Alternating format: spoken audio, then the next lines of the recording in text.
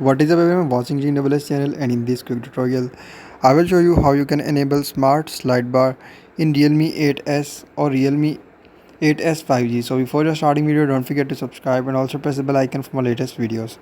So to enable Smart SlideBar in Realme 8s or Realme 8s 5G, simply first of all you just need to tap on settings. So open settings and follow every single step as I'm showing you in this video to enable Smart SlideBar.